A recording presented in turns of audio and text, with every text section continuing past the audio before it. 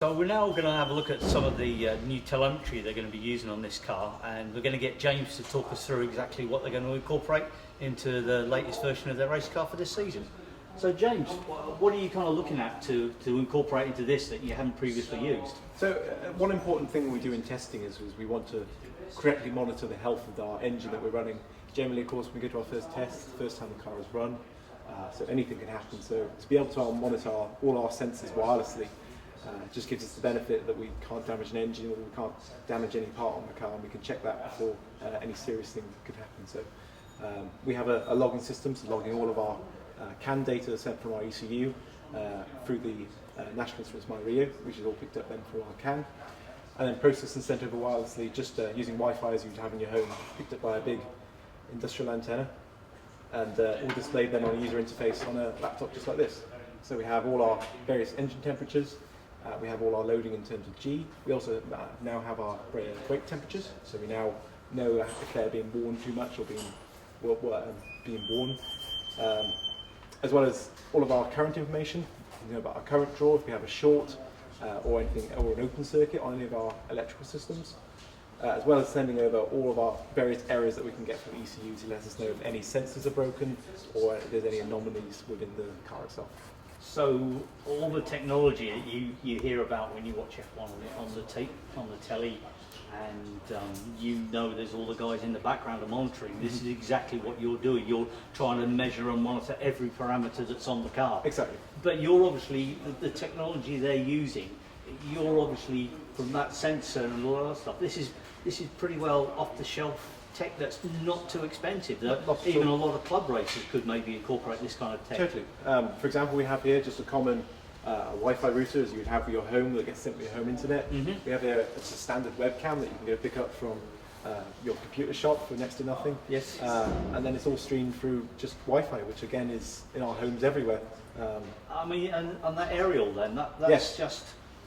So this is kind of a repurpose for this use, but originally this was designed for caravanners. If you're at a caravan site and you want to pick up the local Wi-Fi, you mount this on the side of your van and you can pick up Wi-Fi from about 1 kilometre range, and it just gives us that extra boost that we need to try and get all our data over to where we would be on the pit board, just to see everything going on.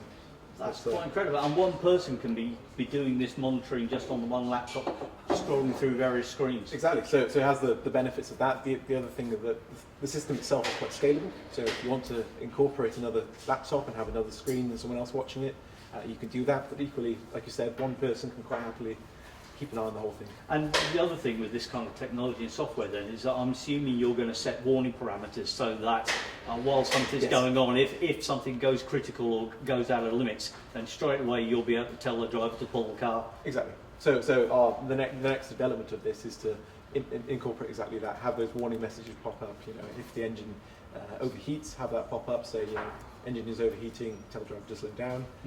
As well as that, we have, of course, all our usual emergency stops on the side of the car. Yes. And just to generally just keep an eye on those, we want to have those displayed to the user on here, just to say the car is not starting for any obvious reason, that it's saying that one of the safeties is still off or still overlocked. So this is very much system monitoring on the car. Can you use this technology as well to incorporate the data from the track, so that you can actually see you've got your telemetry, so your G and your sensor loadings, as well as this data? Yes, so at the moment we have here an accelerometer that's just sent straight through, gives us all our, like I say, your G loading. So that's mapped with that, as well as that there's GPS combined with this. And another device that we're kind of developing at the moment is a device that we're going to use purely in testing. It's a device that we're going to measure all our stresses and strains on all our suspension members, so to map those, and we know if we're in the right realm then. And you mentioned earlier that a lot of this is National Instruments. Are they using this project and yourselves then to feedback data for themselves to how they can develop their product range? Yeah, so what we're using here is the National Instruments My Rio. It's designed as a university device.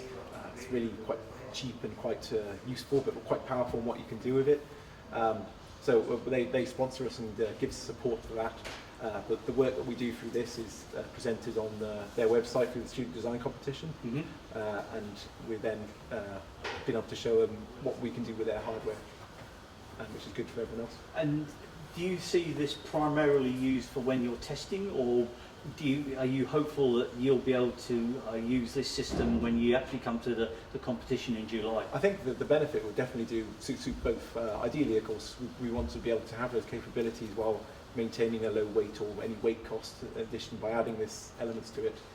So the core system, as you see it here, we managed to integrate into a whole box with our ECU and everything else, and the actual overall weight of that is still relatively low. So although we're not going to run our strain sensing on our suspension members because it's a rather large unit, we'll remove that, but the actual core data logging is going to be hopefully used at Silverstone and throughout the competitions. Hopefully it'll give you a little bit of advantage, and Exactly. a step up that podium. Yes, we'd hope so. So yeah, the next thing is to introduce a bit of driver comms to it, so that we can ask the driver, of course, to slow down or speed up if there's an issue or there's regarding that. Just keep that car going and let us get across the line in that endurance. James, thank you very much. No worries at all. Thank you.